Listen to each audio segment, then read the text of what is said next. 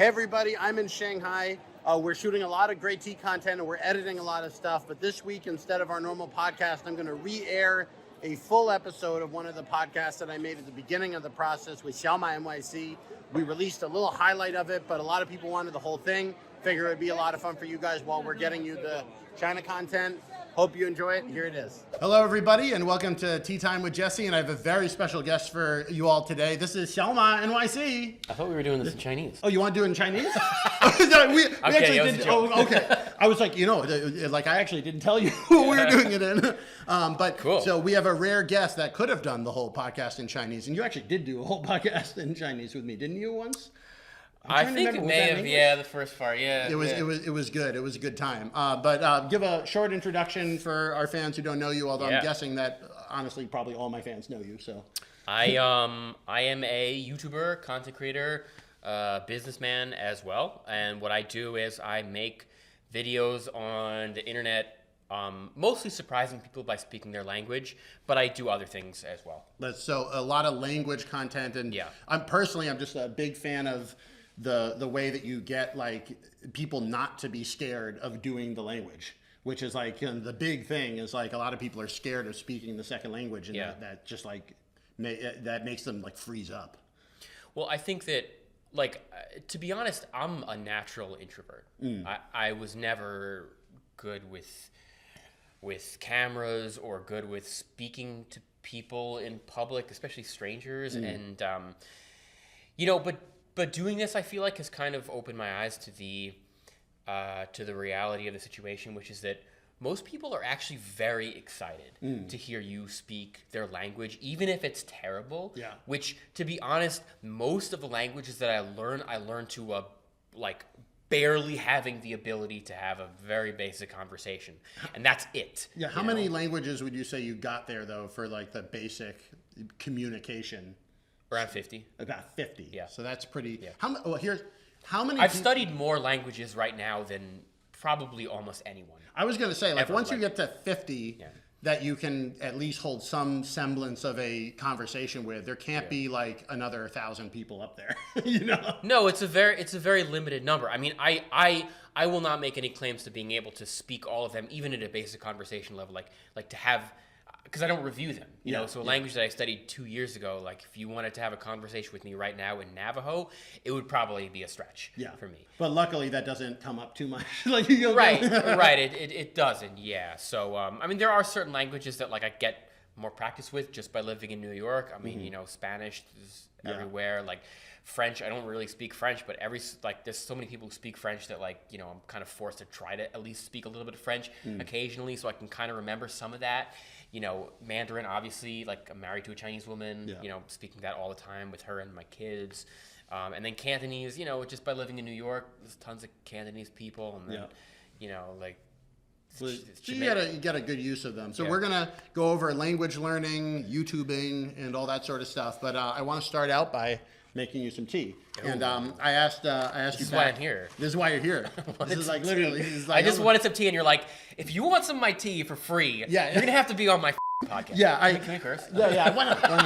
By the way, that didn't happen. But people are like, oh my God, Jesse's really like that. They're like, we finally found out what he's like. Jesse's very nice. But yeah, take a look at the this. I half drunk through this one, but this is the Qianjiazhai raw pu'er. This is from the tea mountain that I went to in June, and it's like.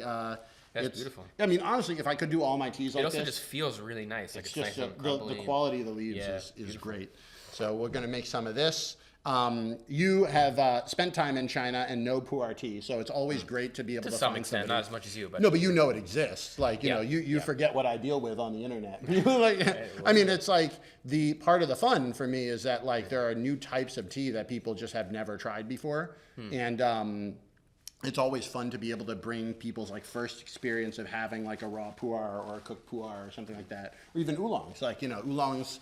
For people that have lived in China, you've heard of oolong before, but a lot of people haven't. So, when you lived in China, what was your favorite tea to drink or food to eat? Oh man, I gotta be honest. I wasn't a huge tea head in China. No. I would say what most interested me about Chinese teas was just all the people walking around with these thermoses full of flowers. Like you just full of flowers. Well, yeah, if you go the whole thing. The flower tea. And I was like very confused at first. I was like, what are you drinking? Like, why are you drinking like a cup of flowers? The cab drivers will have this like like chrysanthemum tea or jasmine tea. Yeah, it was chrysanthemum, and I was because I had never seen that before in America. Nobody carrying around like a mug of flowers, and drinking that wherever you go. And then also as well, people take a snap of that. Sorry. Ooh, this is good stuff. That's nice. good stuff. Yeah, very nice. Yeah, so you're saying also people go around carrying around mugs of just hot water in general. You have it just like a rushehu wherever you go, just a giant ass thermos. Where did you move your cup or did not? I'm gonna get your cup. I put it over here. But yeah, if you go to Beijing and you take like cabs or whatever, the cab drivers will be just like pounding this flower tea all day. Yeah, cabs and students. I was at a university when I lived in China, so. Just students would always take it to class. Big bottles of hot water and thermoses and it's just flowers. part of life. It's just part of life. Cheers. Cheers. Here you go. So take a sip. Oh, I love that. This tea, it has like a little bit of lemony flavor in there. It's like very fresh. The raw pu'er, when it's young like this, normally it's like kind of very sharp. But for whatever reason, I always find this to be like super juicy and like lemony, and it has like that nice sweetness to it. I love the consistency of it. It's like almost milky somehow. Yeah, the mouthfeel texture. The mouthfeel in Chinese say 很顺, 很柔. Yeah, like 柔. The like soft and 顺 is like smooth. It's really good.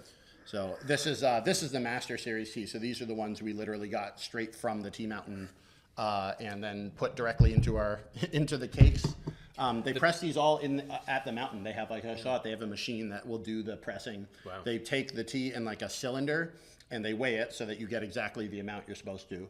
And then they have a little steam thing that comes through it, so they're just pliable enough to press, and then they have a press that puts it down. And we specifically requested that these are pressed a little bit looser because sometimes with those tight pu'er cakes, you need a knife to break them off, and most people in outside of China don't have a pu'er knife hanging around. So it's there's a pu'er knife. Yeah, it's called a pu'er. Specifically for cleaving off chunks. It's like it's like an ice pick, like a mini ice pick. Wow, and that's amazing.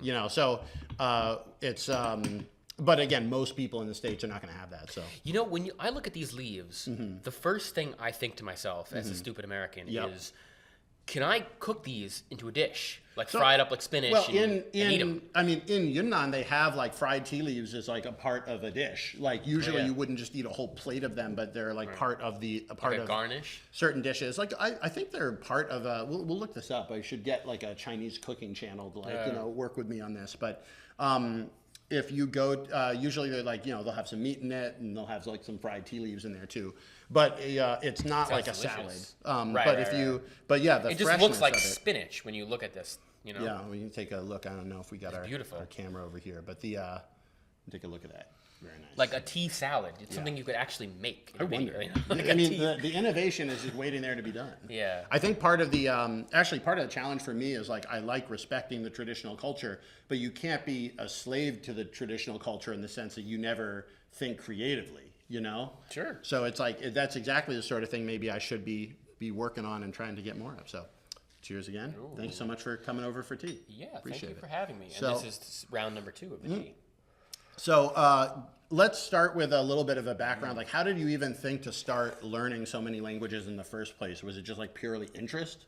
Well, I didn't. Actually, I started with learning Chinese. That was the first, somewhere after high school in 2008, I started learning Chinese, and then I ended up getting a scholarship to go to China, where I went, and there's a whole cottage industry in China of foreigners who are on TV and radio for these competitions where you speak Chinese and you see which foreigner has the best Chinese. Did you do like the Qianjiazhai or something like that? I didn't do Qianjiazhai, but I did a similar competition on CCTV, which has their own, at least had at the time, their own version of Qianjiazhai. What do you think as like a language person of these language competitions? Like, is this a good thing? Is it a bad thing? Is it like just completely unrealistic and like for whatever reason only happens in Asia? Oh, I think it's great. I mean, for me, I had a very competitive mindset, and I wanted to have like the best of a language, and so I think I kind of naturally gravitated towards towards this idea of like being able to compete in a televised contest to see who has the best Chinese. And it is a lot of fun to go on those shows. Oh, like, yeah. It's like super fun. It's super fun, yeah. And but the thing is, I actually, ironically, given my current career choice, I actually never was very good at it. I was always very good at learning languages, but I never was good on stage. I got so nervous. I was never good in front of a camera. Also, I always felt as a guy, we look not too dissimilar. But there were people on these shows where like I would go onto some of these shows on Chinese TV and there'd be like a 5'11" blonde girl from Siberia who just looked amazing. Right. And I was like, I'm not winning this competition. It doesn't even matter. Like, I want to have her on stage and not be like, not have me there. Yeah. I think it's one of the reasons I like comedy is because I don't know whether this is like a deep personal realization moment, but it's like, I feel like the comedy allows me to earn my position on the stage because I don't look that good, Right.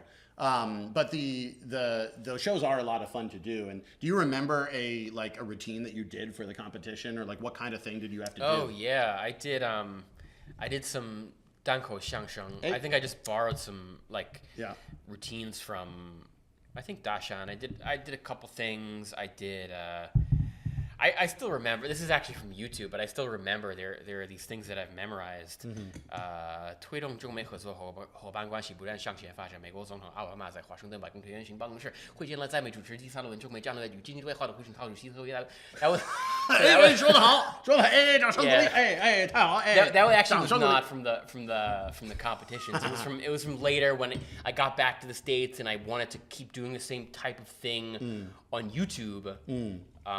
This was around 2011. I really should put some of my guanko up on the thing. 太平洋、印度洋、大西洋、北冰洋、欧洲、亚洲、非洲、美洲、大洋洲. That's the sort of stuff that'll work well on the internet. But at some point, I realized that because again, I had this competitive mindset to want to do these competitions. But I realized, like you, I'm not like especially good looking, and I'm also not I'm not great on stage, and also.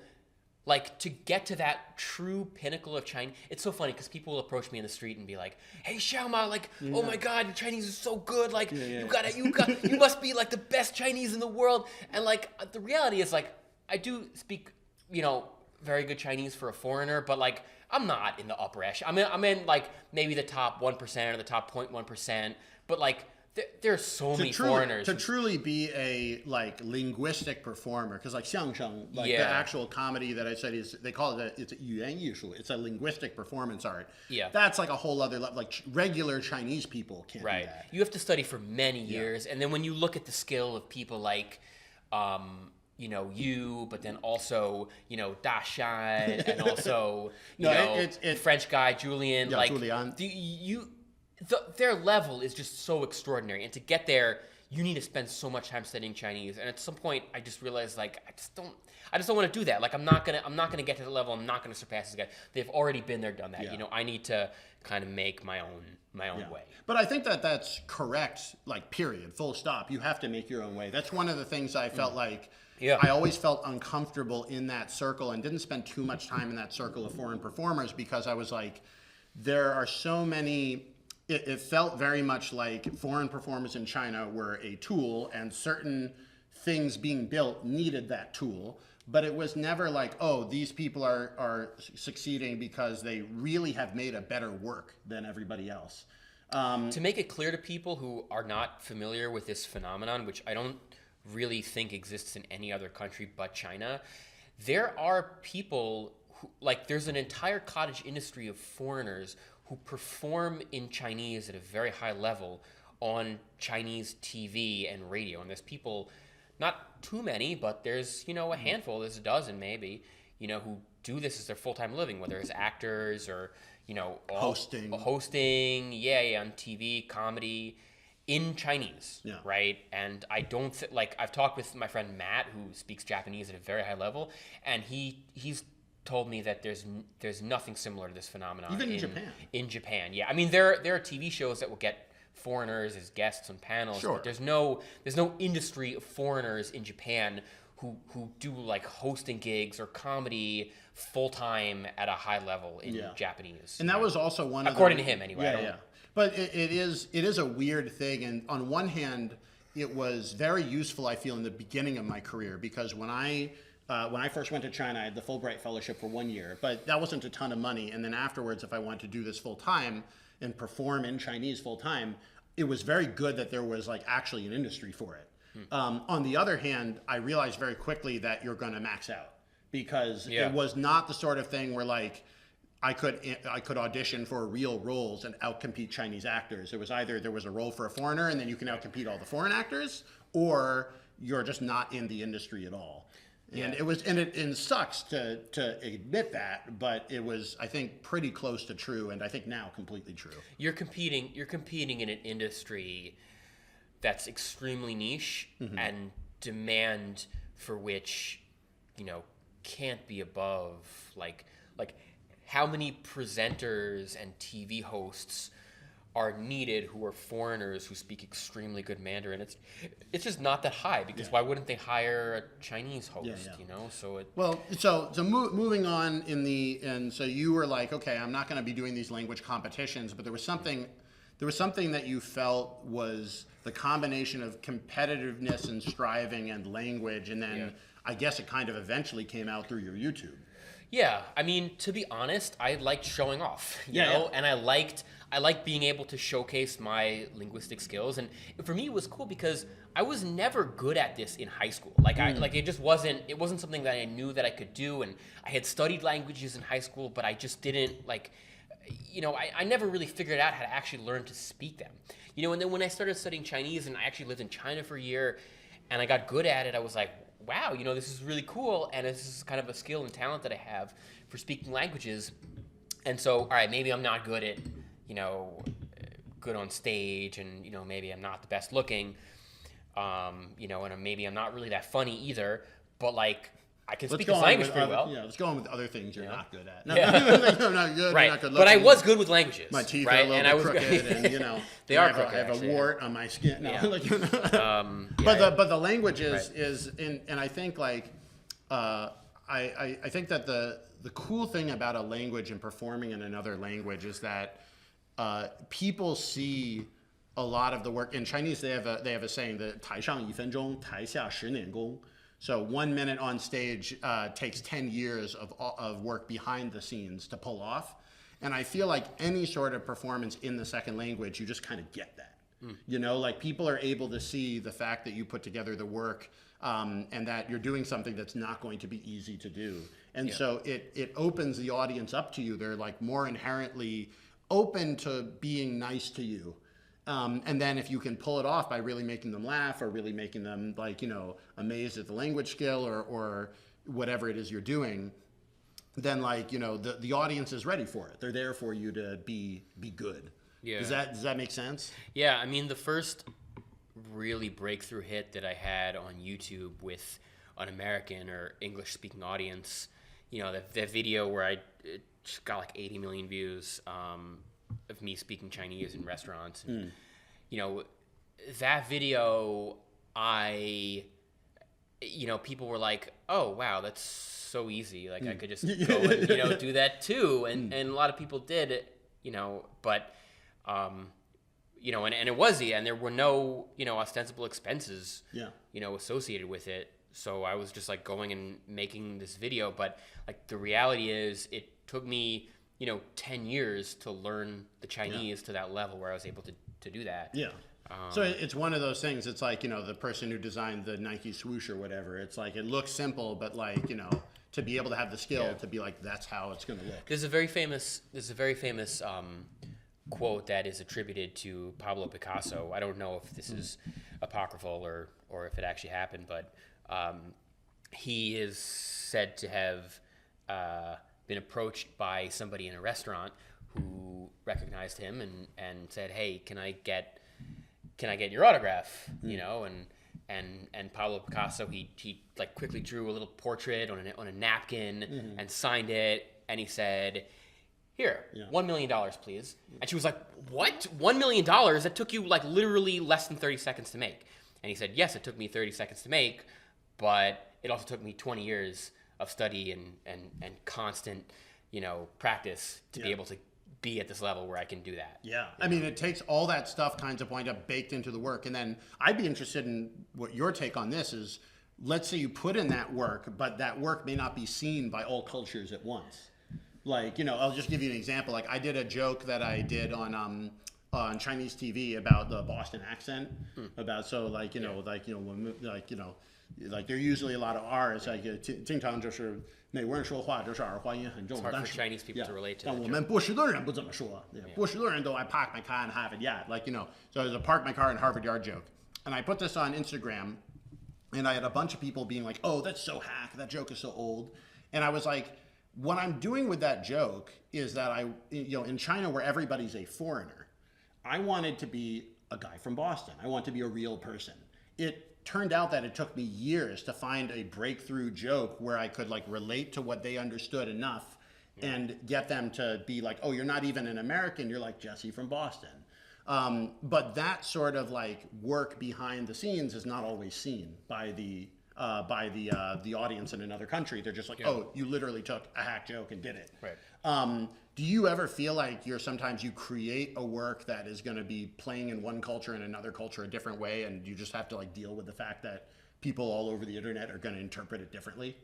Yeah, I mean, you can't as a performer or as a creator, you don't have control over how people are going to perceive what you do, and in fact, it almost isn't like you can't have any expectation on what the audience should know, and the fact that it took you so much time to make this video, like the audience doesn't appreciate it. Well, it doesn't really matter, because if you think about your own personal consumption of entertainment or media, like you're not thinking about how much time and money it took them to make this Netflix show. You're just thinking about whether it was good or it was not. I enjoy it or not? And if it was, it doesn't matter how long it took them to make. You're just like, oh, it was a shitty show, I'm going to click on to the next thing. So as a performer and as an entertainer, I can't, and even just as a businessman, with a language course business, I can't have any expectation on the audience. I have to just do what I think people will enjoy, and sometimes I'm right, and sometimes I'm not right, and very often I'm not right. And when I'm not, like, there's nothing I can do but move on. Yeah. To the next thing. How do you feel like when you spend, say, like weeks learning a language and go somewhere to speak it, and then the results don't come? Yeah, sure. I mean, that happens all the time. That happens all the time. And again, there's nothing I can do about it. I've for sure I've spent weeks on videos that turn out to be a total bust, and I don't even post them. And then you don't even post them. Yeah. And then they'll finish them, and you look at them, and you say, usually I will post them. I mean, but the worst is like when I spend all this time and money, and I've spent like thousands of dollars and weeks and months of my time making videos that just turn out to be total. Like I think they're cool, and when I post them, I'm like, damn, this is gonna go super viral. But then I post it, and like nobody cares, and the comments are all like, this is. Have you ever thought of having a separate channel that's called XiaomaNYC, where it's just videos? No, because I feel like YouTube is very intelligent. Like it serves up the content. Like, because the great part about YouTube is like, if it's not good, nobody will see it because YouTube just won't promote it to them. Yeah, this is actually, like, I actually have been like, I tell this to people who are trying to get started, and like originally it sounds kind of like pessimistic or like it should be depressing, but I think it's not. It's like if you're nobody's gonna watch your stupid videos. If you're bad, no one will see it. No one will see you fail. It's actually impossible. If you are good, people will see it. If you are bad, no one will see it. So you really have complete openness to fail when you have no following. Unless you go viral for the wrong reasons, which does happen occasionally, but in 99% of the time, you just won't go viral because your videos are bad. And or I don't want to say bad, but not interesting. Not interesting to some audience that could be interested in videos. How do you decide what type of video is going to be interesting on YouTube?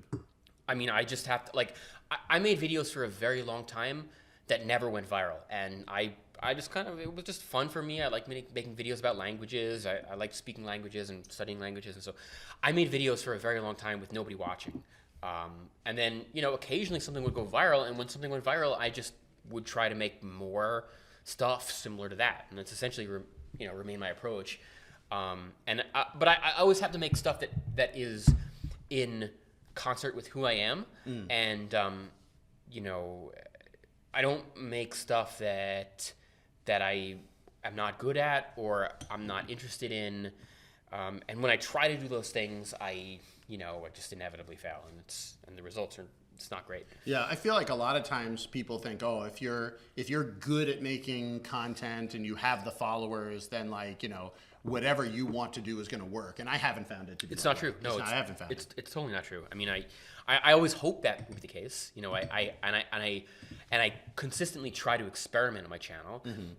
And sometimes the experiments succeed, and that's great. I mean, a great example of this is my, massage videos. Like, I just tried doing it one time, and it ended up working out, and now I do all kinds of like weird massages and body treatment. Like, for some weird reason, people enjoy watching me get massages and like haircuts and shaves. This is like literally my life dream. Like I'm like such a. I know. Well, and it's funny because a lot of people will be like, "Wow, that's like the cushiest job ever to get massages."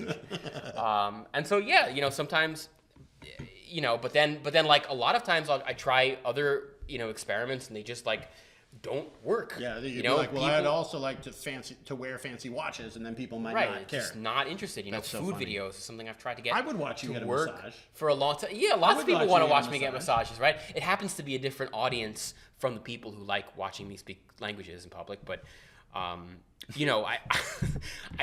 they're always very confused when I upload like these weird. Did I ever videos. show you the video? I made like a video of a massage I got in China. They did this thing called huoliao. Have you heard of this? It's fire treatment. Is it cupping with spreading a? No, they take a. Is it whacking your back with like torches? No, they take a towel and lay it down on your back and spray it with alcohol and then light it on fire. Oh, God. And it's supposed to like bring out the heat, but because the towel was wet and having alcohol on it, it won't like literally burn you immediately. It heats up the whole towel. And I remember I did a video blog on this way back that I actually never even released. But I didn't see this when it was happening because I was on my back and my friend was taking the video. And the guy had his alcohol in basically like a Nongfu spring water cup with like some holes poked in it. And he sprayed it on there, and then he lit the thing, and then it didn't light. And then he gives it like, and then he tries it again, and it lit the second time. But that like the failure to light, and then he was like, it was like straight out of a cartoon. That's so funny. I'm like, I got to dig up that footage. But yeah, there's some wacky treatments. For spa lifestyle. Where do you go? Oh, we went to the baths in New York, in the Russian and Turkish baths. New York is a great place. There's all kinds of people who will do many interesting and weird things to your body. I love in New York baths. City. I don't know if people know this about me, but I'm a big bath guy. I like to take a bath almost every night. Yeah. And here in LA, there's a Lee Spa, the Korean spa. If you want to go, we can go to the spa. Yeah. But the sounds great actually. But like I just love like that sort of thing. And saunas, steams. Saunas. I'd love to go to Japan and go to some of those onsens. Have you ever done that?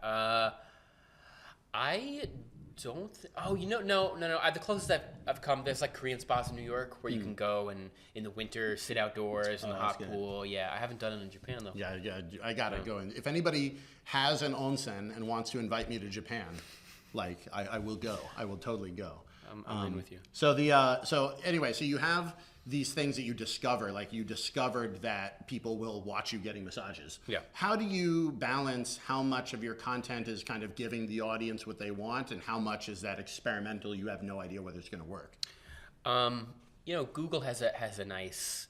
I don't think they do this anymore, but they have that 20% rule where the audience spends 20% of their time, or the employees spend 20% of their time on kind of like free play sort of fun projects. And so I try to do something similar with my content. Every 1 in 5 or 1 in 4 videos, I try to do something weird, experimental, or edgy. And most of the time it doesn't work, but occasionally it does. And sometimes it leads to new and interesting avenues of success. So, it's how it got me to this point. And now I'm spending a lot of time on my other businesses than content. But as far as content goes, I like to experiment. Yeah, because I feel like I always have this like temptation where it's like, one of the reasons I started doing the short videos for the tea is because tea is actually, I think, a really good topic for short video, because generally people in the West don't know that much about tea. So hey, this is raw pu'er tea. I could totally talk about that for 60 seconds. But also I sometimes worry that it took me too long to do something like this, where I'm like really breaking out of that mold. I don't know if it's because I would be worried it wouldn't work, or just you just realize that like, oh, it's not going to be the most time efficient way of, you could make a show like this and maybe no one would watch it, Well, So, of course. yes. But you have to assume, when you do that 20% rule, you have to assume that much of that time is going to be wasted. Yeah. Right. But it's not really Or a waste. yeah, It's define not really waste. a waste. I mean, the final product, yes, nobody might watch it, but the learning that you get from it Yeah. is possibly not a waste. I Well, mean, that's- because I've tried so many things on YouTube at this point, and I sort of I know what I'm good at, and I know what I'm not good at. And that's knowing what you're not good at is almost as important as knowing what you are good at. Do you ever feel like there are things you want to be good at desperately that you're not good Oh, at? yes, You keep of course. trying. Yes, what yes, are absolutely. those things? Oh, many things. I mean, I wish I was funnier, for Yeah. one. I wish I was a good storyteller. I'm not. I see so many You YouTubers. don't think so? No, I think I'm a terrible storyteller. I think there's so many YouTubers who are good at. I think the pinnacle of a good YouTuber is somebody who can make the most mundane day in their life interesting. Somebody like Casey Neistat is Yeah. a perfect example of this. Yeah, he really, a lot of those. Taking a shit in the toilet, like 12 million views, Yeah, yeah. and it's just, it's like the artistry and the storytelling behind that is something that I've tried working on, but I'm just not there. It's funny. I was literally setting up that camera and we were talking about this. I said, like, I feel like I'm a better storyteller, creator, and not a good grindy creator, by which like those sort of projects, like you may work for weeks learning a language on one video. Right. That sort of grindiness, I just find I don't have the stick with itness to do. Yeah, but I'm very good at doing something boring for a very long stretch of time. which is an incredibly valuable skill. Yeah, like in many cases, yes. It's a very valuable skill when it can be paired to something you actually enjoy doing. Well, I'll say it's great for learning languages, because learning languages, something that people don't understand is learning languages isn't actually hard. Like, if you want to learn French or if you want to learn Chinese, it's not rocket science, You sit down an hour a day and you speak to somebody in French, you get a French tutor, or even just like you read a book, you do a course, you sit in, like, you will get good at French. You will be speaking French within a few months. Like, it will happen, But the hard part is just sitting down, actually doing it. slogging through this day after day after day. Can you do that? Most people can't. Yeah. I can. I'm very good. You're I'm good at very, very good at like, that. can you slog and Yeah. grind? I can't. Right? And that's what I did with Chinese. Yeah. And I got very, very Chinese, good at you it. have to do that. And I went through those periods. Like I took those intensive classes in China where we had to learn 100 characters a day, and then the next day we had a test on them. And I was able to do it for quite a while, but I think I clearly can't do it for years and years and years. But that sort of that idea that the languages are not actually hard, they just need time. I feel like a lot of times people think there's a shortcut, and maybe for some things there are, but like, people, how did you learn how to read all those characters? I wrote them a bajillion times, Yeah, there's and no then shortcut, eventually unfortunately. I can read them. It's similar to things like losing weight or bodybuilding.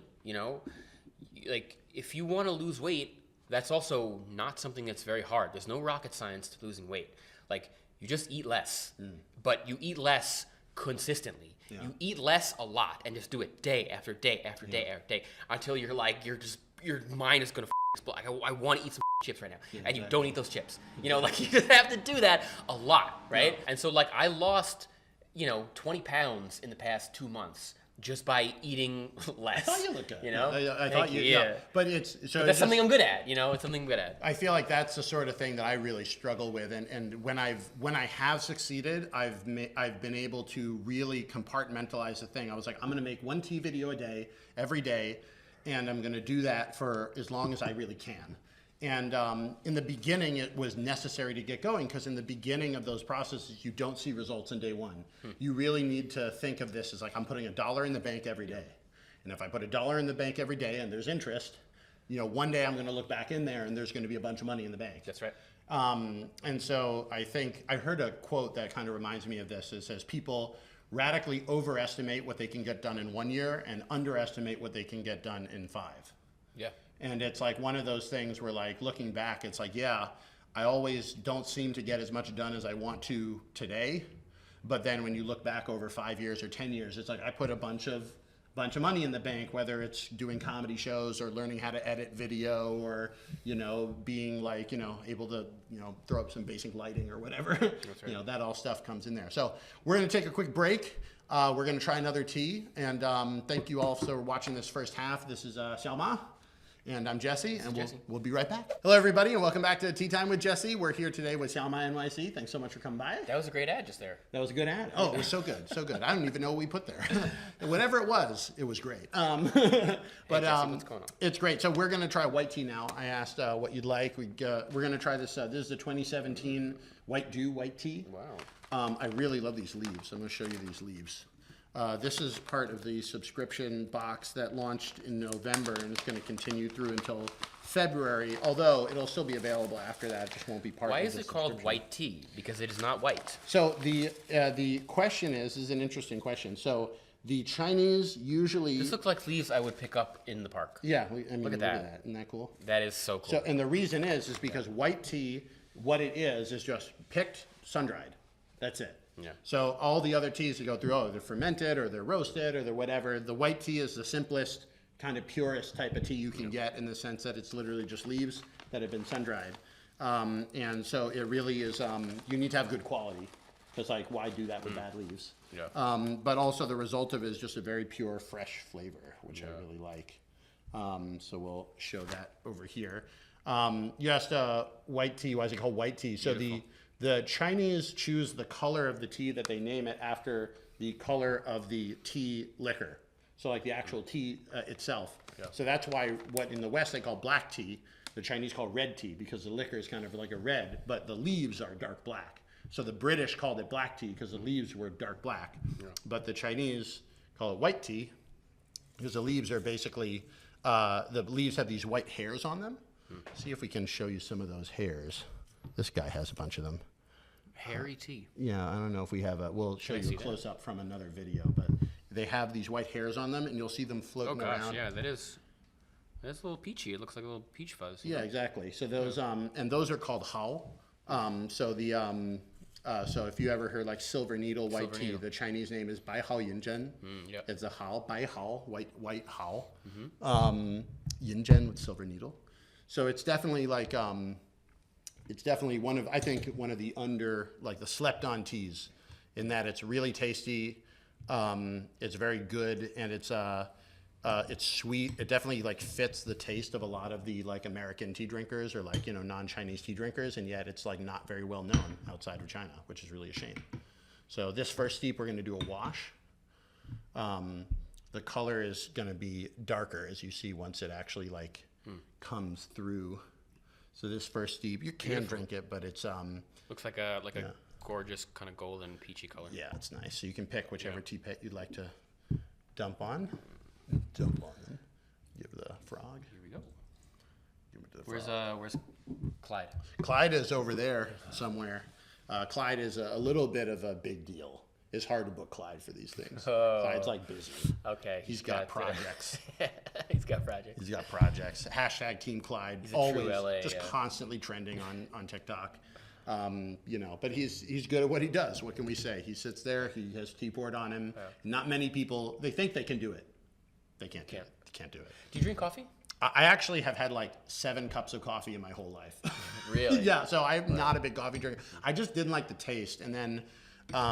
Now that I do this sort of the tea thing, I think a lot of people have been asking me about coffee. Should I try coffee? I actually would be interested in trying some good coffee. I wonder how much of my aversion to the taste of coffee was when I was younger. I had really bad coffee. Sure. In the same way some people are I don't like tea. Because they had a Lipton tea bag that was steeped for 8 minutes once, and then they're like, oh, tea is bad. I'm like, nah, man. Another thing you might like to try, there are many other caffeinated plants that are used for drinks, mostly in the Ilex genus. So you're bringing out the scientific. Caffeinated holly plants like Wayusa. Yes, yerba mate is in the family, but there's others like Wayusa is one. I really want to try that. I mean, I'd love to do some of them make delicious beverages. I'd love to do a travel show sometime where I can try teas of the world and go and do that. Cheers. Cheers. By the way, enjoy the white tea. Ooh. Oh my gosh, it's so fruity smelling. Wow. It's just What do you think? Wow. I love this. It's almost like a nutty flavor. Yeah, there's a little bit of an herbal taste to it because it's aged 2017, so that's 6 years aged. Yeah. So the aging brings out the herbal flavor, and it'll be even more clear in the middle steeps. But like, yeah, I love it. I just think that the like really good tea, what I always look for is like there's a lot going on, but it's not overpowering. Like there's no one note that's like, oh, this is like too sweet or too bitter or too whatever. It's beautiful color. Love that. It's a very good tea. The this tea has been a hit. We've already had to restock it twice. Wow. Which is great. Yeah, I can see why. It's delicious. So anyway, I want to talk a little bit more about the cool stuff you were telling me about your AI. Yeah. AI language learning. What is this? It's an AI language learning robot? Yeah, it's a bilingual speech to speech conversation partner. And I mean, the inspiration for this is just inspired by my direct experience of learning through tutors, which, speaking is the best way to learn a language. Like I've found this through trial and error, having studied with dozens of languages, and having studied more languages than possibly anybody else on the planet at this point, I figured out what works and what doesn't work, and speaking practice works. Yeah, and it's not only does it work, but it's also the most effective and it's the best. And then but when I try to tell people like, hey, they're like, hey, how do I get good at a language as fast as possible? I'm like, go find a speaking partner. They're like, oh, but that's expensive, or like, I work weird hours. I can't schedule times with tutors, or like, it takes too long, and I have to schedule like these hour-long chunks, or like people then hear it makes me too anxious. Like I just don't want to do speaking practice. I can't open my mouth and say the first thing without feeling like they're going to judge me for how my accent is, right? So I think this is where AI can play an amazing role because it's cheaper, it's less awkward, and it's way easier to schedule, and you can do it while taking a in the toilet, and it's true. Is this like your general thing for like the best language is learned while taking a on the toilet? Is that like that's no? I don't think like no. I would encourage people to sit down and make the time, make half an hour or an hour a day to to do focus study. But the reality is like many people can't do that, or they don't want to. They just don't have the time. Even like just the I remember my time in China, like. There's a weird amount of learning that goes on while you're on the toilet or in between things of like you'll get people to send a 60-second voice message to you on WeChat. Yep. Now you have to hear this and like, okay, what are they saying? And then reply to it, even though it is not literal speaking practice. It essentially is speaking practice. Right. So perhaps taking the toilet is a bit too cavalier. I would say it's more like to fill in those kind of interstitial moments where you're transitioning between activities and you want to practice, like maybe you have 5 minutes. Yeah. But if all you have is 5 minutes, then that's better than no minutes. Yeah. And if you have only 5 minutes per day and you do that for a year, like you're going to be speaking something if all you've been doing in those 5 minutes is speaking practice. So you're saying if you only have 5 minutes, it's still worth putting in that energy and time then? Yeah, it's better than no minutes. And you will get results from just 5 minutes of speaking. Do you think that like speaking, like what makes speaking so good for learning languages? I mean, I know that sounds kind of like a stupid question, but there's reading, there's writing, there's listening, there are many things you could be spending your time on. What about speaking really makes it work? It's the recall. It's the active recall of what you've learned. And what I've noticed is that if you simply study passively, you will learn something, but it's not going to be remotely comparable to what you will learn by active recall. And like, yes, you do get value by saying phrases aloud from a book or a course, and that is valuable. But what's even more valuable is when you say things out loud with some other entity, previously. Well, that's what feels like so stupid, like, ¿Dónde está la biblioteca? Is like no one ever has been like stopping people on the street and having to ask where the library is. That's it's right. Like, and it feels like I failed so thoroughly at being a real human being that it almost doesn't matter what you say back to me. I'm already dead inside. Like, yeah, that's right. And so if you're learning these stilted phrases, you're not really learning the language. I mean, if your goal is to learn to speak, then the way that you do that is by speaking, It's the way that most people learn a language is it's like in school and in typical courses and at university, it's analogous to learning to ride a bike by reading a book on physics. Like in theory, yes, you must maintain a precise angular momentum in order for the gyroscopic activity of the bike. But you're not actually learning to ride the bike. And it's only when you can connect the mental muscle of your activity, of how you move, of how your legs move, of how your arms move to the motion of the bike, that you can then learn to really ride the bike. And it's the same with languages. Yeah, and then this is why I love improv comedy as a way of teaching language. Like I would do improv in a second language, and we would have people in China that would come and do improv in English. And when you do an improv scene, it's perfect because it doesn't mean anything. You can fail. Go ahead and do it. Go ahead and fail. The scene will be over in 3 minutes. But for those 3 minutes, it really feels like it matters because you're up on stage. So you'll be in all sorts of predicaments you wouldn't normally find yourself in, and you have to be like all synapses firing, trying to understand the who, what, when, where, why. Get your language moving and try to, and if you can even be funny, be funny. Although as an improv person, I will say, don't go for the joke. You're like, you don't need to do that. It will come. But that speaking practice, I feel, is so important. And do you feel like getting kind of a halfway to a real person sort of with the AI will help people overcome that sort of fear of talking to other people? I don't know, actually. I'm neutral on that question. It's new, right? But I will say that I don't know if it'll help you overcome your anxiety of speaking with a real person, but I do know that it will help you learn to speak. That I'm 100% confident in. Well, that's a good point. How much of that? And when you get better at speaking with an AI, then you'll also be better at speaking with a person. And in theory, that should reduce your anxiety speaking with a person as well. Because it's definitely like, part of the anxiety is the language, and part of the anxiety is you're just not good at it. Like, if you're doing something in public, you're not good at it. Yeah, so I see this as a bridge to being able to get speaking practice without having to face that initial massive wave of anxiety that comes with speaking with a real human being. Do you feel like a worry about, this is kind of one of those grand AI topics, but do you feel like the AI language learning, translation programs and apps are going to get to the point where they're so good, there's just no reason to learn a language anymore?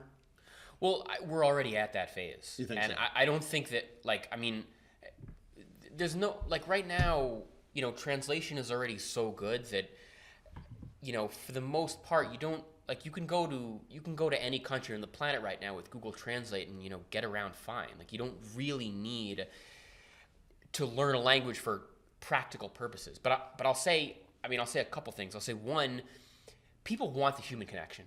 People want to be able to really say something and make somebody's day by speaking the language, and you're never going to get that through an app. Doesn't matter how good the apps get. Well, it's right? And when they see that you've done that work and you appreciate their culture, you understand that their culture even exists, is even a thing, then they'll reciprocate, and they'll be excited to see you and excited to see that you made an effort to learn something about them.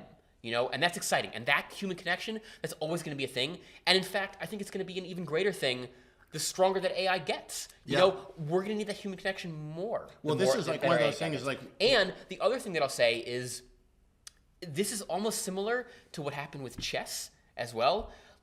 Computers have gotten so good at chess and so much better than humans. Right now, you can run on the PC, an off-the-shelf computer software that can easily beat 9 times out of 10 the world's greatest human chess player. And yet, chess has never been more popular in the world. And it's because, we need things to do as humans that are beyond AI. And we can still study chess and enjoy it as a game without thinking that we're going to compete and exceed humans. Well, it's kind of like the weird thing I've noticed about a lot of this stuff is the cheaper it becomes to do things pretty well, the more it matters to people that you spent all that extra energy to get the last couple percent, Exactly. It's like diamonds. Yeah. Natural diamonds, for whatever reason, people want even when, as is the case now, synthetic diamonds are actually better. Synthetic diamonds are actually clearer. They're actually shinier. They're actually better cut, than real natural diamonds that came from the earth. But people, and they're harder. They're better in every respect. But people still prefer the natural diamonds because there's a story behind them. Because it came from this billion-year-old process that produced these rocks under intense pressure, and then you got it from the ground, and that's what you want. I remember I was reading a book, and they're like 10x more expensive than the synthetic diamonds. Yeah, which is crazy if you think about it. I remember I was reading a book, and they mentioned this sort of thing. They said like a DVD player is like a marvel of engineering, incredibly well designed, like fit to amazing precision product, and you can buy one for $20. Yeah. But a bowl that is handmade by a potter could be worth hundreds of dollars. Yeah. And or thousands if it's an antique. Thousands, yeah, exactly. And so the question is why, and I think the one reason the author said was that in a world of amazing wealth of stuff, the one thing that will never go away, that we'll never have too much of, is time. Your life is only so long as your life is. And if you have the time of a master or the time of an expert, that time is even more valuable because they also only get 24 hours in the day. So if you have, I think that's kind of, to some degree, why maybe even people watch the Tea channel is like, you can go on Amazon and search tea. Like, this is not a secret, or I hope it's not. Right. Otherwise, I just really blew it. But like, no. Right. But the thing is, they want your selection. Well, they want like your curation. I've spent so much time drinking so many teas, and I try really hard not to put junk on the website, and there's no junk on the website. Yep. Everything that I select, at least I liked.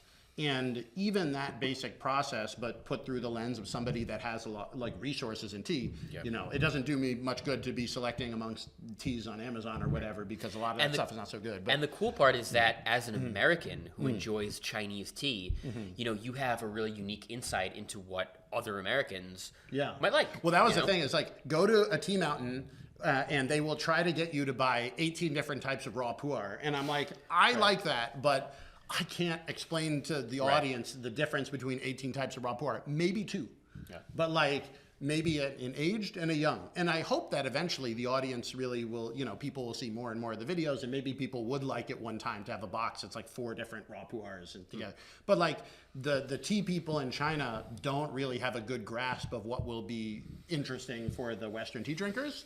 And some people use this to essentially trick people, which is to say they'll buy bad tea and they'll say it's whatever Chinese traditional blah, blah, blah. But it's just the tea that the Chinese people wouldn't drink, so that's why they could get it cheap.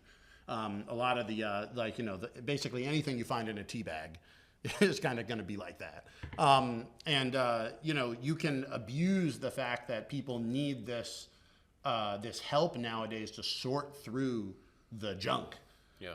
And so maybe to some degrees, learning the language is sorting through the human junk, to say, like, I have put in the time to try to communicate with you, and it was costly and it was difficult, and I didn't practically even need to do it.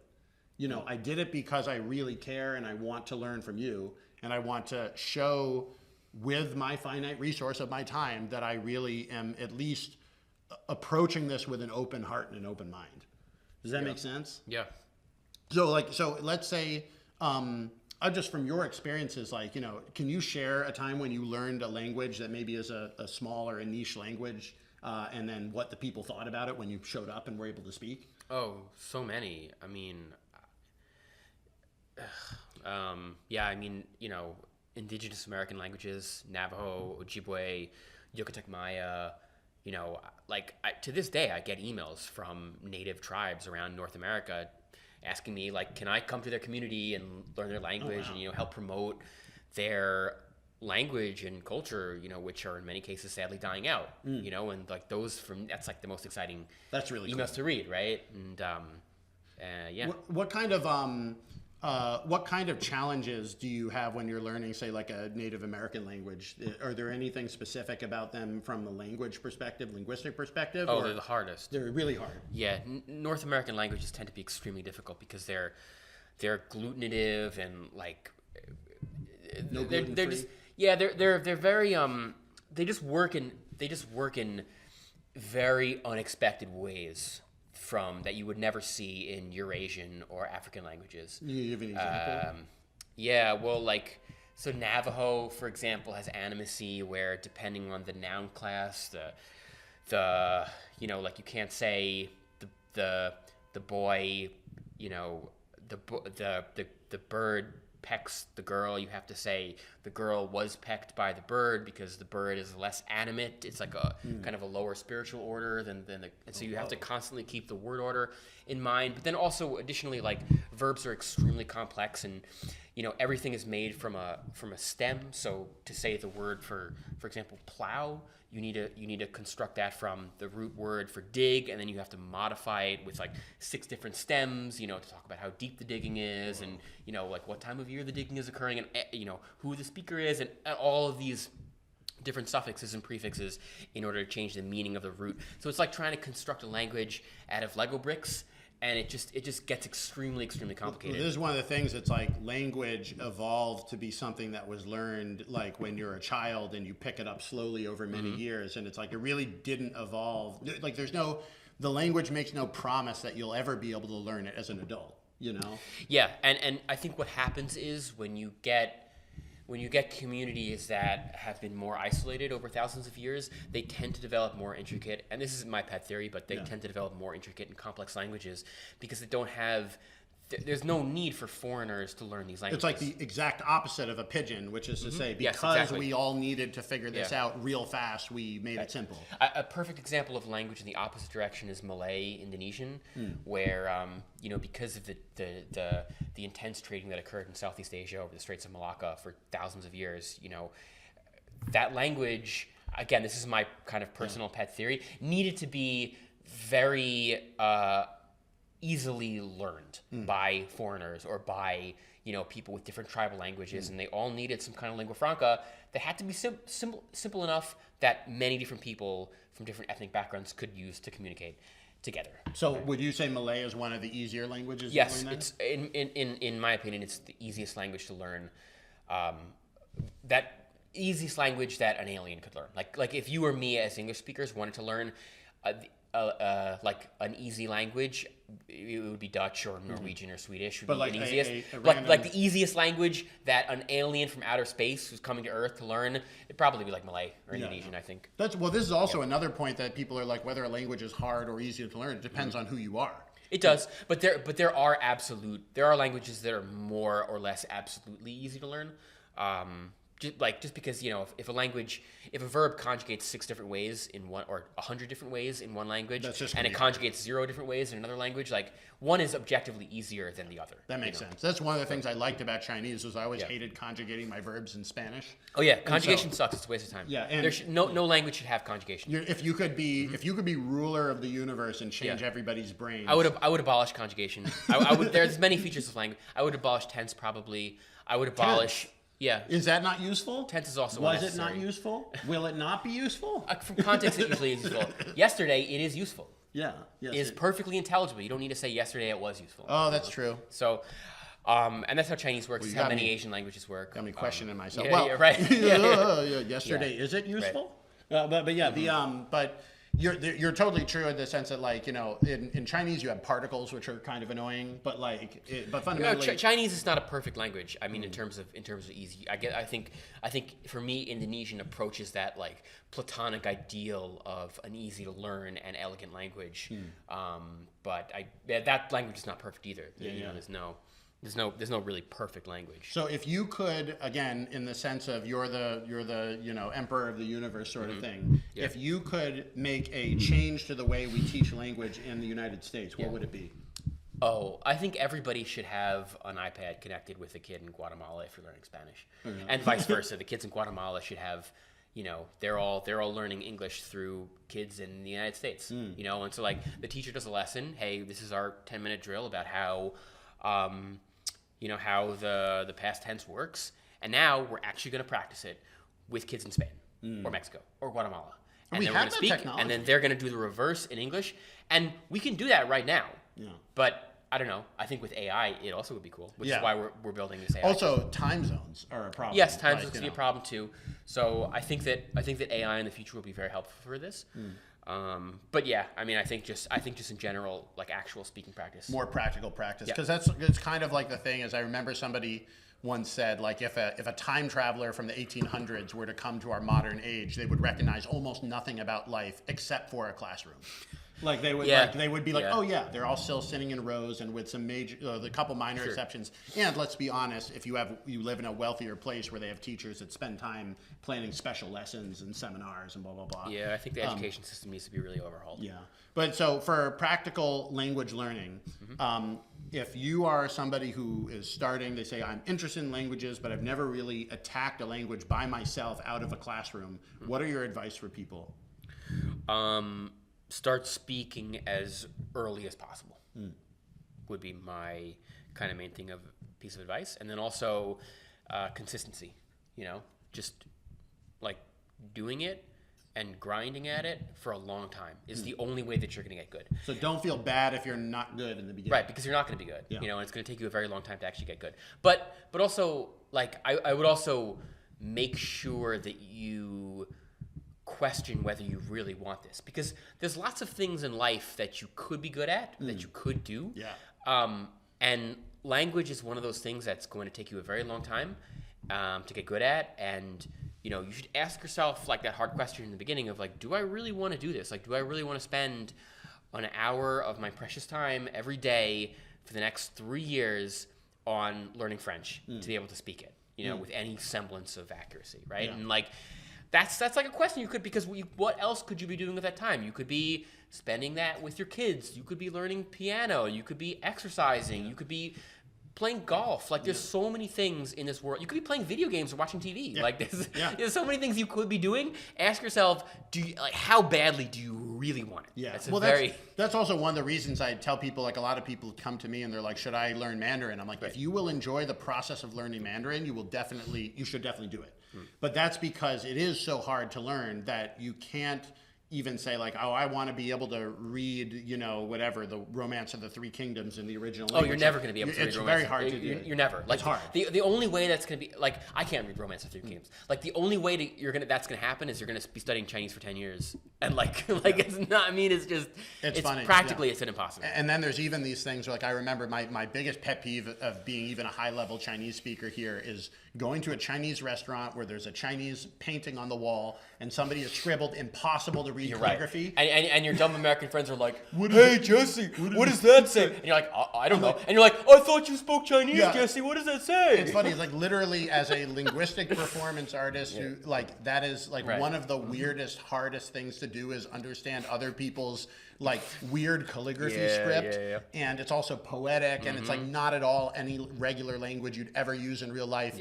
And yet it happens to be the most common way people see Chinese characters in the regular life in America. So that's really cool. I have a couple other just language questions that I never get to talk about with people. But what do you think of the idea of like language academies, like these places that they'll have a part of the government that is like, this is how French is spoken, this is how Spanish is spoken, these are the right words and the right spellings, and these are not. Do you think that's just like pompous, idiocy, or is there a real value to being able to prune where the bounds of a language begins and ends? It's a good question. I've kind of gone back and forth. I think that it could potentially be valuable, but I think that most of their efforts are really misplaced. I think these organizations tend to be very prescriptive rather than descriptive, and they create rules that are in many cases unnecessary. Like, first of all, for me, I think that most questions of spelling and orthography are basically wastes of time. Like, why does spelling matter? It doesn't really matter. Like, I think that if you're asking me a normative question about orthography, my answer would be everything should be spelled always exactly as it's spoken. And there should be no distinction between the writing system and the speaking. In an ideal world. In an ideal world, yes. And to the extent that there is, any divergence there is a complete waste of time. And there's no reason, as far as efficiency goes, to have like this crazy wacky spelling that we have in English, or like all the French academies that maintain, and I'm probably going to get canceled for saying this, that maintain like French Academy's got a lot of weight. how spelling, how like French spelling is maintained. Like, why do you bother? Why not make French spelling work exactly as it's spoken. I will say, I legit never was interested in learning French because I just couldn't get over the fact that you would have these things where it's like 5 letters and it made one sound. And I was like A-E-O-U-X, and then it's spelled like O or whatever. Like, you know, like. But then you went and learned Chinese, where worse. The writing is even worse. Like like everything in China could be written with pinyin. And it's not, you know? Yeah. And if you ask Chinese people why, they'll say, oh, well, it's because actually we have too many homophones in the language, and like, but that's really, that's not a correct understanding. The arrow of time is backwards. Like, you're self-justifying this to yourself. It's a justification. Like, the reality is that everything in China could be pinyin, and there would be no problems. Because, like, if you can speak it, you know, like, and it can be understood, then it can be written. Yeah. But the reality is that the actual reason for maintaining Chinese characters is that Chinese people like Chinese characters and they want their heritage and culture to be preserved, which is a totally valid reason for maintaining Chinese characters. But if you were to make me the linguistic master of the world, and like and you wanted to make the most efficient language system, then like of course you would get rid of Chinese characters. Well, and of course you would get rid of the French Academy, you know, for language spelling. They have professional linguists have a complete like phonetic alphabet of all the sounds the human mouth can make that they've discovered. In Everything would be written in IPA, you know. It's, So it's have you learned IPA? Do you know all these sounds? I actually don't. I'm ashamed to say this, but as a professional linguist, I actually don't. I actually can't read IPA. What I do for people who aren't familiar, the International Phonetic Alphabet is yes, there is actually an alphabet that can be used to transcribe, in theory, every sound made by every language. I've studied it in the past. What I found is that there seems to be like a disagreement over which sounds represent, like over which letters actually represent. Like to me, it doesn't seem a really perfect system for being able to represent sounds. Like I've seen some kind of discrepancy there between what letters are used and what sounds actually get created. So I haven't really spent too much time on it. Really what I do with most languages when I study them is I'll transcribe them how I hear them using English phonemes and the way that things sound to me in English, and I'll use an O where it feels appropriate to me and a U where it feels appropriate, and I'll just create my own ersatz, idiosyncratic representation of that language when using the letters that seem right to me. Which kind of is awkward when I will share those notes with the native speaker, and they'll be like, "That's not how this is spelled." I'm like, "Yeah, I know. It's just my own kind of convention." Well, that can really trigger a lot of people who spent their whole life teaching their language as a second language. Yeah, it does trigger people. It triggers teachers occasionally, but I know that I'm right. Yeah. You might be right for you. It's right for me. Yeah, exactly. But I also think that generally speaking, I think too much time gets paid in language learning to reading and writing, and not enough to speaking and listening. Yeah. Well, which are far more important. And this kind of brings back the question: is it underdone because it's difficult to test? Or is it underdone because, people really don't value it as much? Because I have the suspicion that because doing one-on-one speaking practice is so time-consuming that the educational system has just basically ignored it, because how would you do it with a big classroom of people? I think that's exactly right. I think it's underdone because it's hard to do in an educational classroom setting. Yeah. You can't you can't have one-on-one speaking practice in a classroom. Yeah. I mean, I think that now with technology, again, if you have an iPad with a kid of your same age in another country, or with AI, I think now it's getting more and more possible. You seem very determined to get labor out of children in Guatemala. It's just like no. It's not. It's an exchange. I know. Right. So at the same time, they're learning English too. Yeah. And so you do these exchanges and. Yeah. Here's a question I have for you as somebody who lived in China, and I would sometimes run up against Chinese people who just refused to speak to me in Chinese. They were determined this would be their English language practice time. Yeah. What do you do when you hit somebody like that? Well, first of all, I try to understand where they're coming from. I mean, there's not that many foreigners in China. Yeah. And so when they see you, it's like, hey, let's speak some English. But I think for me, frankly, I feel like it's a little rude Yeah. to be that way, but and I also just generally like I you know, like I would try not to associate with people if it feels too much like this is just devolving into a language practice. Like if you want language practice, like, you know, you can make language partners with somebody. That was what I was saying. You could do like half an hour English, half an hour Chinese as a study session, or like you can hire a language tutor. You know, like there are things you can do like that. But if I'm making friends with somebody, like I'll just speak to them in whatever language feels natural. You know, like I have Chinese friends who I'll speak English with, and I have Chinese friends who I'll speak Chinese with, and you know, or in like a mix of both. Yeah. You know, it just really whatever feels natural depending on the situation and context. Yeah, I think that's the right way to play it, because like I also was like I could imagine if I were really interested in learning a language and it was just so hard to get the speaking practice. Yeah. It all comes down to the fact that it's really hard to get speaking practice. I think people would feel less eager to force that in, even if it's unnatural, in a world where they felt like they had enough. You know, so that's, you know, all the more reason to get the AI speaking going. Practice, right? Yeah. AI, and you know, but also just a better classroom experience in general. I mean, I think that like sitting there and listening to your teacher drone on for 45 minutes is a perfect way to spend 7 years of your life learning a language and come away with nothing to show for it. Yeah, it's really, and God absolutely knows nothing. We know so how many Americans, probably most people watching to this, you know, have had the experience of sitting in a classroom for years and years and not being able to speak like a single sentence. Yeah. You know, and that also includes me. Like a lot of people are like, oh, you're such a genius language learner. I mean, I spent 7 years in high school, 8 years learning Latin and Hebrew and Greek and not being able to speak any of those languages. Yeah. You know, it's a shame. It's a waste of time. Well, that's one of the things that I always am like very encouraging other people to do. They're like, oh, wow, you learned this really well. What books did you use, or how did you do it? And I'm like, well, first of all, the books are useful. I think at some point, especially for vocab, there just comes a point where you need to know how to say microwave and you need to know how to say steak. Yeah. And like, you know, there's a certain amount of words you just kind of have to memorize. And textbooks give you structure, courses give you structure, especially like in a university setting or a classroom setting. One of the best things about those experiences, like you have to come to class, otherwise you will get an F. So like you got to show up and you got to do it, and like that at least gives you some structure, even if the teaching isn't great. Yeah, and but then also I think that like we're reaching this era now where there's so many resources that you can learn the way you want to learn.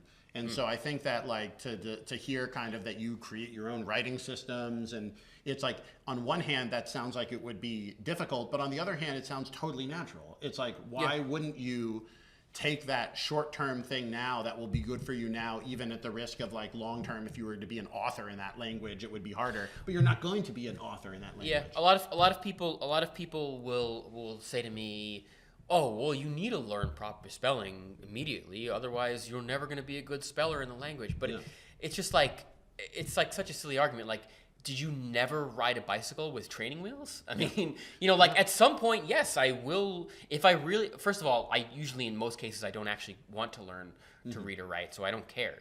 So it doesn't matter for me. Like whatever's the quickest way to learn speaking, that's what I want to learn. But even if I did want to learn to read and write, like I can use these quick shortcuts in the beginning, and then the more I learn how to speak, then at some point I will layer on the correct spelling and the correct orthography and you know, the correct punctuation, and get good at those things. And I think this is what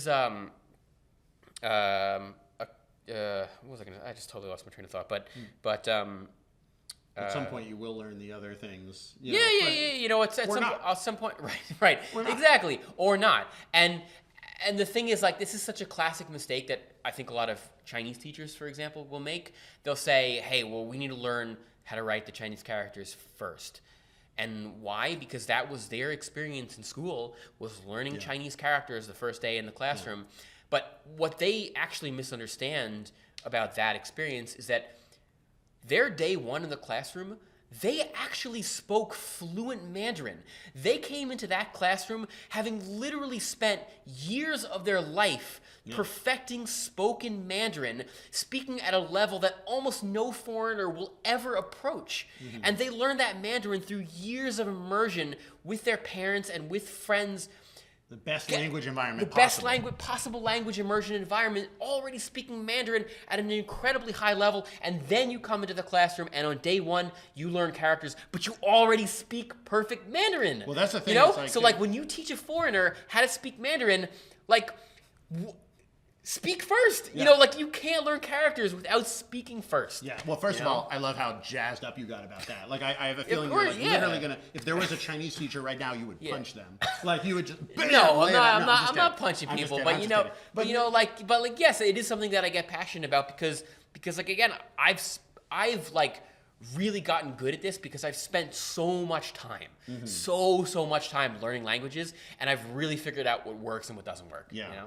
and so that's the sort of thing where like, let's say that you have somebody that wants to learn a obscure language or your whatever, your Navajo, your Nahuatl or something like that, and they want to learn now. What are the best ways that somebody can go about learning a rare language like that? Well, I mean, an obscure language is something that you really have to learn through a speaking partner because you can't there's no Navajo textbook. I mean, it just doesn't exist. I mean, there are some grammatical resources on Navajo, but you know there are no Navajo courses. Like there's nothing that's going to handhold you through learning Navajo.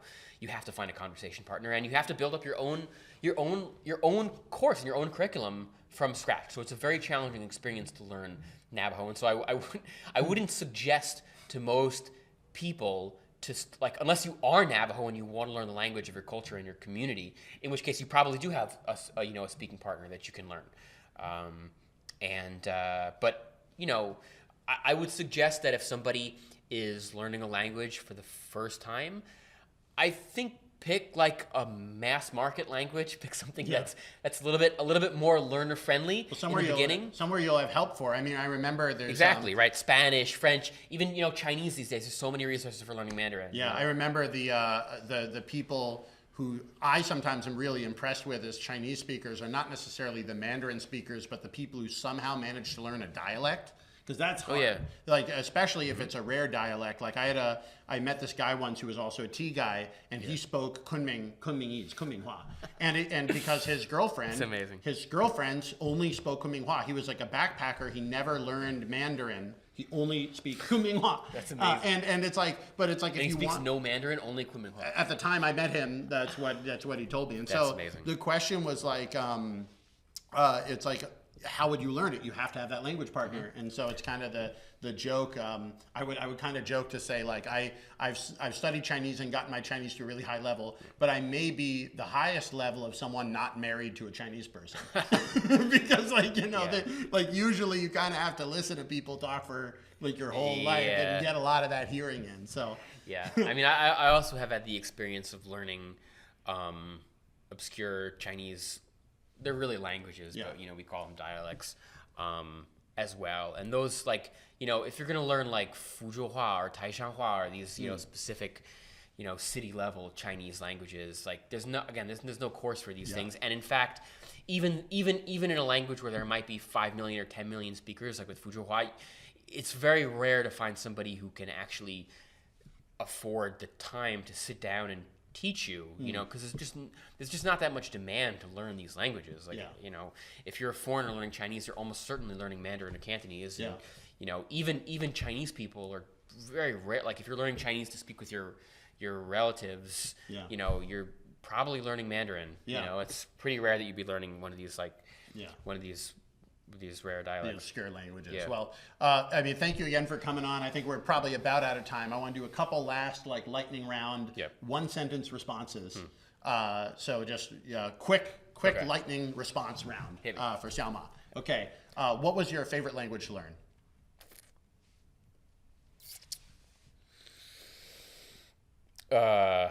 Navajo, just because how crazy it was. Okay. Yeah. What was your least favorite language to learn? I was gonna say Navajo too, because how crazy it was. But no, I gotta get something different. Least favorite language to learn? Or most annoying? Most annoying. Oh my God, yeah. Some of the Indian languages, like the South Indian languages, they're beautiful, but they just conjugate in such complex ways that they were a pain to learn. Yeah, definitely. What's the language that you were most surprised that you enjoyed to learn? Welsh. Welsh.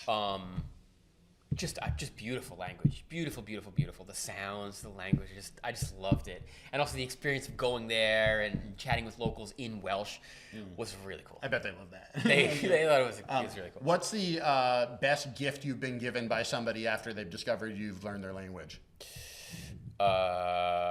Free food, free stuff in general. I love like getting free food from Africans or Pakistanis or Europeans, when I speak their language. It just is exciting. It's fun. It's fun. What would you say to these people that are like, we should have a national language? Why? Like, who says that? I don't know. Yeah.